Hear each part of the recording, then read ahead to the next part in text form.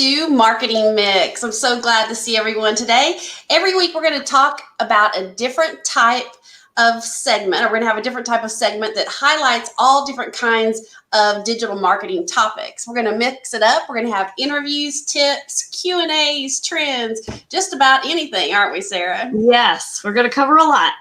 Yes, we are. And today we're going to have a do's and don'ts segment on social media. So let's dive right in.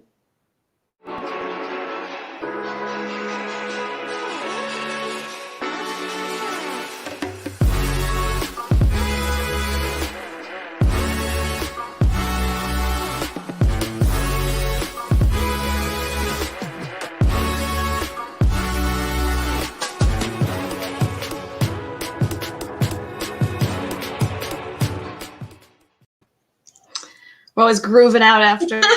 I know, and I think I was so excited I didn't even introduce us. I guess they know who we are. They know who we are.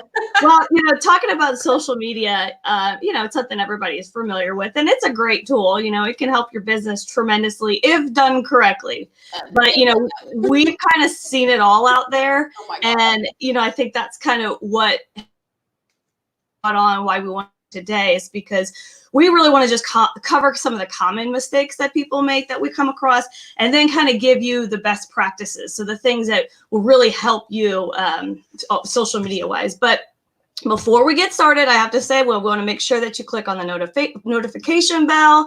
Don't forget to subscribe. And all of this is just so that you can get more videos in the future that can help your business. So let's get going here. And hey, we are all over the place, and we're so excited about our new podcast, The Marketing and a Mic. You can find all of these episodes as well as our Biz Talk there.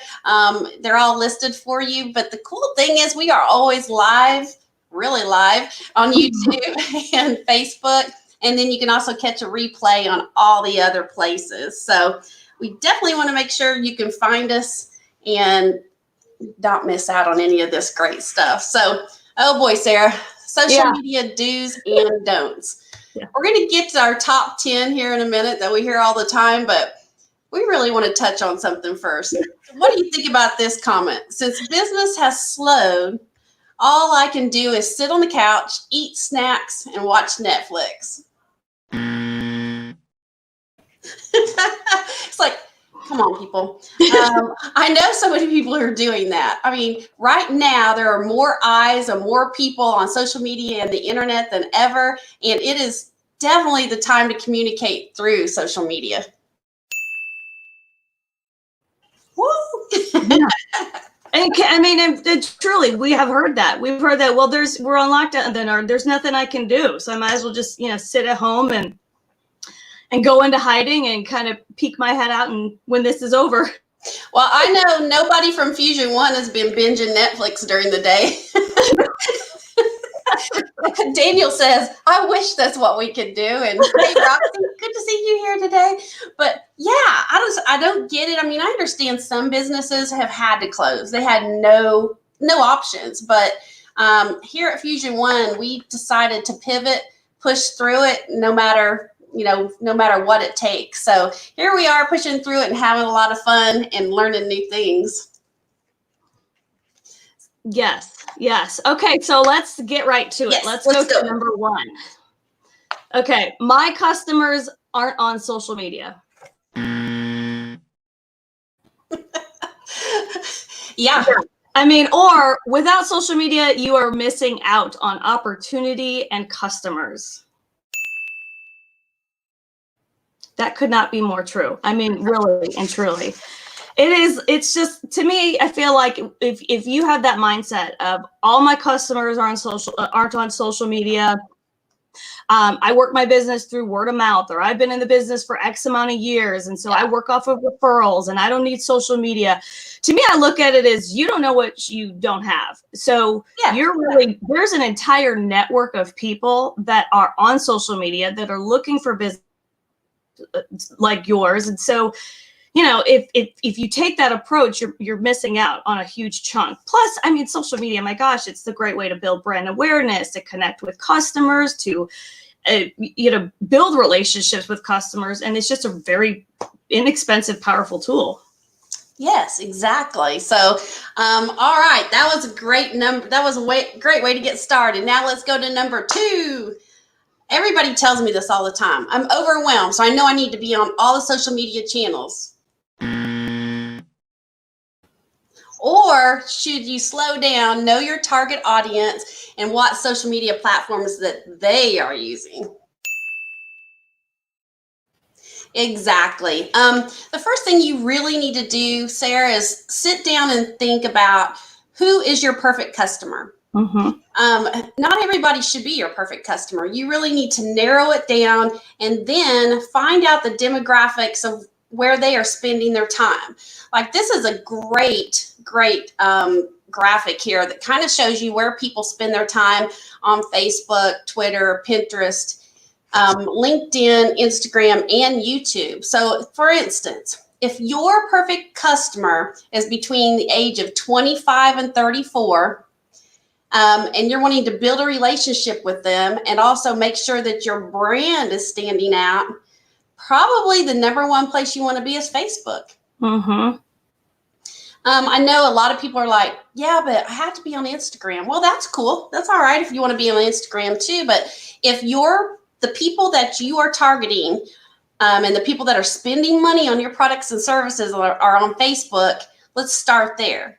The other thing I try to tell everybody, Sarah, is don't spread yourself too thin. Learn maybe 1 or 2 of these platforms really, really well. Right. And be consistent on them. If you spread yourself too thin, trying to learn every single new thing coming out, it's just not as effective. Yeah, I totally agree. I mean, you use fewer channels, put more focus into them, really get to know them. And then that way you're kind of building better content that's catered to your target audience. Yeah. So exactly. yeah, don't waste your time on a social media channel that's really not aligned with your business. I mean, if you have all the time in the world, I mean, yeah, you could go for it, but I don't know any businesses that do. Yeah, truly. Yes. Okay, let's move on to number 3. Okay, so should you have the thought process, should I say, tagging other businesses can hurt your business? Or is it more that you should tag, share, support, because it's just going to increase your reach?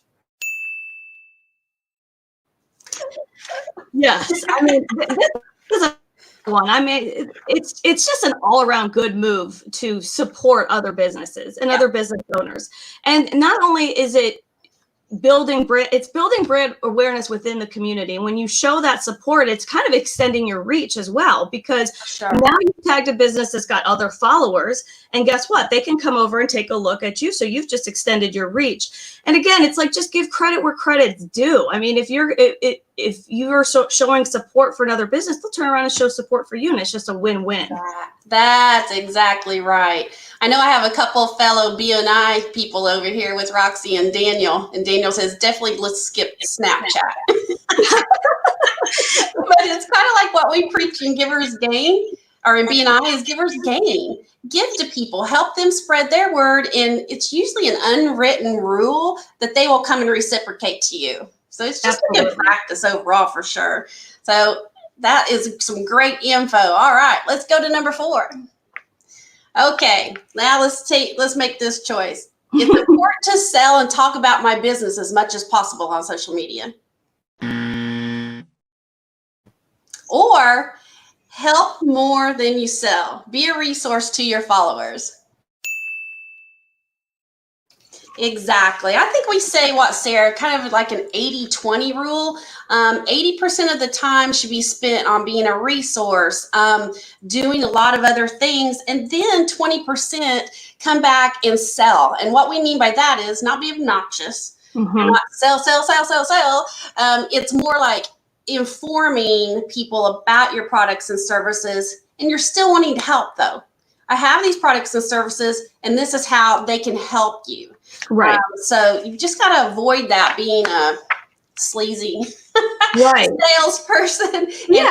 Because I mean, customers are smart. I mean, if they feel like you're just in your, if they feel like it's one-sided and it's all about you and not about them, they're just going to lose interest. And we kind of, like you said, the 80-20 rule, we look at it as make 1 out of 8 to 10 posts should be about promoting your product. Other than that, be a resource, like you had said. Well, Sarah, can you think of other types of posts? I mean, you and your team, I mean, you obviously are working on that all day long. What other types of posts can they do? I mean, maybe they don't have the ideas. Right. Yeah. I mean, it's hard sometimes to have that element of creativity, but it could be anywhere from something that's entertaining. You can have some comic relief. You can provide a perspective. You're the expert, so provides things in an expert manner of, hey, here's some things to help you. So do it yourself tips. So there's so much that you can do beyond just like sell. Yeah, and we're always so busy here at Fusion One. We had never even taken the time to really investigate the lives, but that's turned out to be a really cool thing that you can do. Mm-hmm. And I think it helps people get to know you. So it's so endless, and those are ideas we can give you and help you out anytime. So hit us up. Hit us up. So, okay, let's move to number 5. Okay, so should you post whenever you can, whenever you have time, even if it's inconsistent?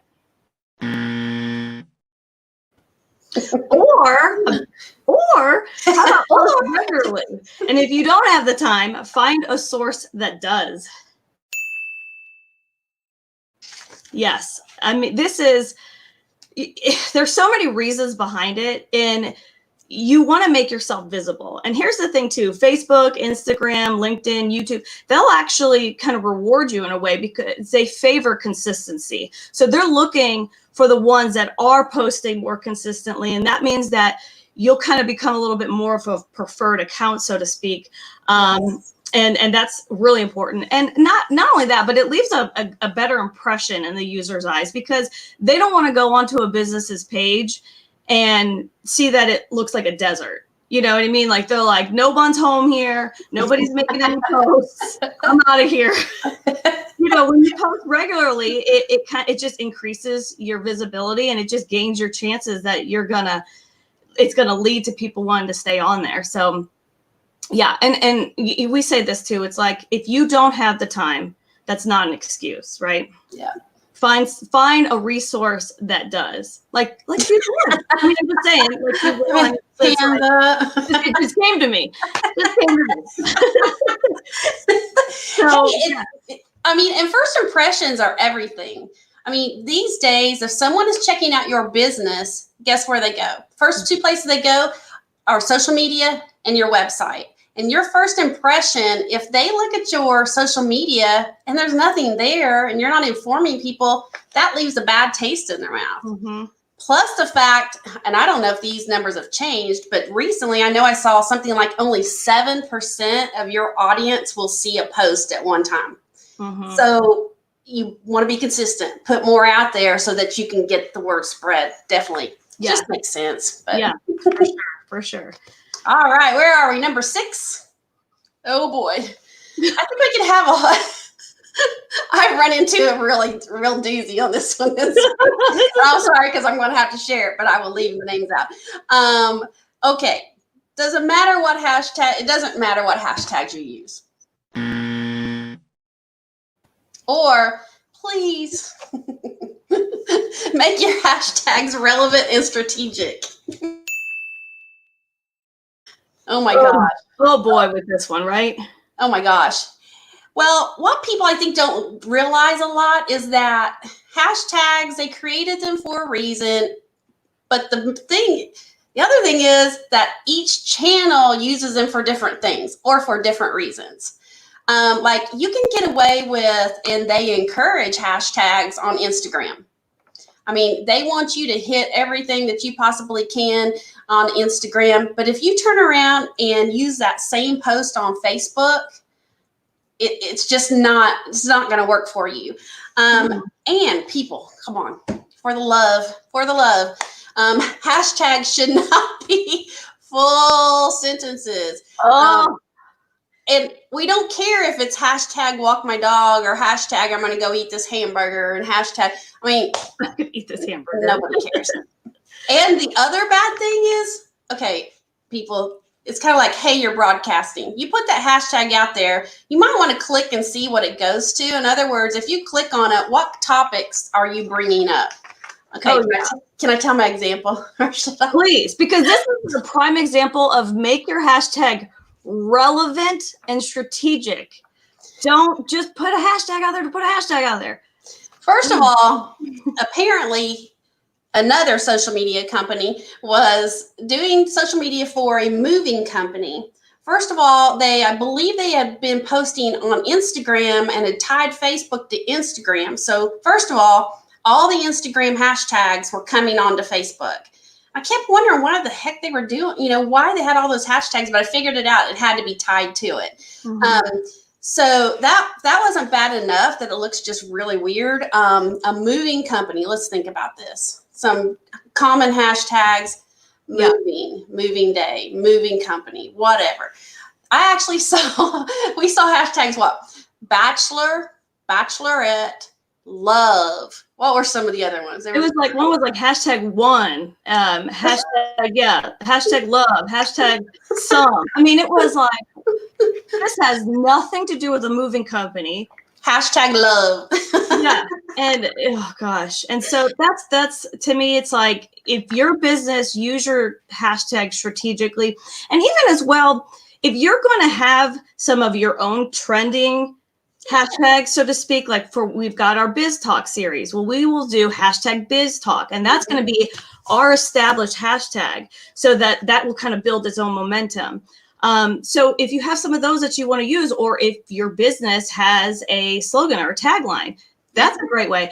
If it's a long one, though, one tip I have to give is you need to capitalize the words in it. If it's longer than 2 words, you need to capitalize the first word, because if something is like, we're gonna win, it's just hard to read. So that's just kind of another thing, but really just can you tell it's a pet peeve? Don't abuse the hashtags. Please. Okay, all right, we've covered that. Let's go to number 7.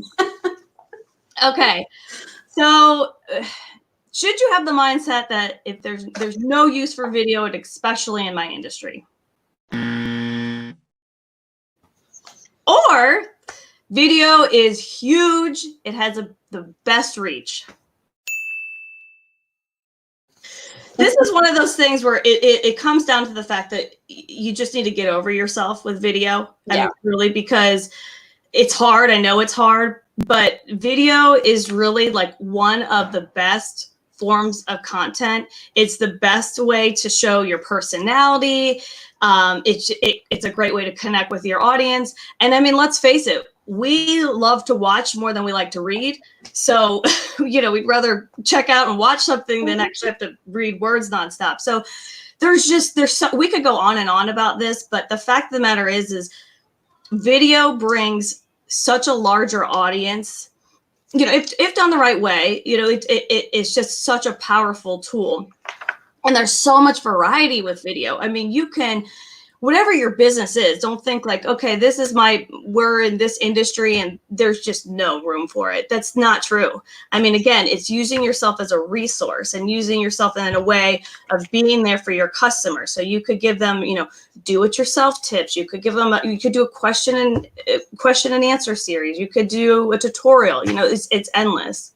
Exactly. And it's the perfect way to show that you are the expert. Mm-hmm. And we've been saying video for years. You need to do video. You need to do video. Well, you really do. I mean, this is the year of video just because of the situation we're in. You're trying to compete to catch everybody's attention. So absolutely, that's definitely the best way to do it. And I know maybe some people are like, I just can't do it. I can't bring myself to do it. Look. Sarah said, maybe we should say hashtag get over yourself. No. Yeah.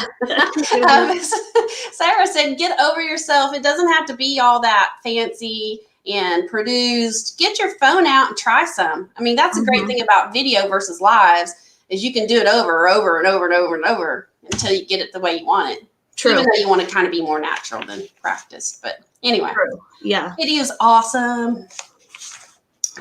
All righty. So number 8.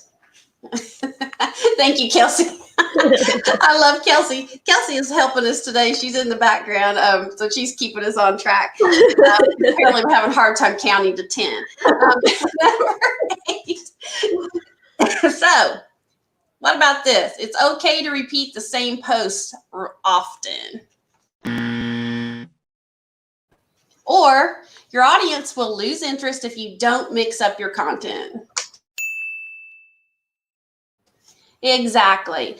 Now, you just want to keep them interested. You want to do a lot of different things. You don't want to just keep doing the same boring posts over and over and over. I mean, some of the things that you could do to make it fun, you could do giveaways, you could do polls, you could do a video, like we just mentioned, Q&As. Be funny. I mean, Sarah does Fusion One Marketing's page, our social media pages. Go out, check those out. It is a perfect example of do's the way she does it. She really mixes it up, and she's hilarious. And but at the same time, makes points about what we offer to our customers. So just mix it up. Yeah, exactly. I mean, put yourself in the place of your followers. They don't want to see the same thing all the time. So just don't be boring. So, okay. Hashtag don't be boring. I'm just going to be really blunt about it, I guess. I'll stop hashtags. I promise. I think people are like, be quiet. Yes. Okay. Let's move right along to number 9. Okay. So, okay. Do you think that you really don't need to interact with your audience? Or interacting with your audience is key. Do not be one-sided. I get passionate about this stuff. Preach your passion, girl. Passionate. Oh, goodness. So, what we were saying, providing helpful content is nice, and it is nice to be a resource, but that's really not all that social media should be about. And interacting with your followers is key, because to me, it's like if you're a business and they're coming on and asking a question and you're not getting back to them and you're not commenting, they're going to move right along, because, that's how we are. We're creatures of we want instant, so if you're trying to get an answer and you're not getting an answer, well, you're like, well, guess what? That just like put my opinion down the tubes. As well as just, reaching out, reach out on your page. If somebody makes a comment or post something nice and they give you a good review, be right there thanking them. It shows a lot, and it tells a lot about your business, and followers really, really appreciate that. So for sure, interact. It's very important. Yes, it's called social media. People, you're supposed to be social on it. Don't hide, but be helpful, and yes, make sure that you're interacting. Mm-hmm. All righty. And drum roll, number 10. When it comes to social media, it's all about the numbers.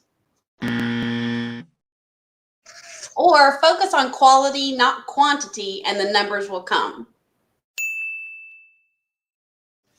Excellent. Yes, and I'll tell you, you can tell a lot from the insights on your social media pages. Most of them have it. Check your insights regularly. Find out what your audience likes and do more of that. Find out where the interaction is. And again, do more of that. It's all about reading your target audience, like we said at the very beginning. Who's your demographic? Who's your target audience? And what do they like? I mean, because it is about your business, but it's also about giving your potential customers what they're looking for and being a helpful resource. Mm-hmm. Yeah, absolutely. I mean, it's got to be a two-way street. And again, it's if you're on your audience and you're putting the right content out there and you're knowing when to post and all that kind of stuff, then the numbers will follow. So it really truly is. It's like, if you've got quality stuff out there, then the numbers will come and people will notice.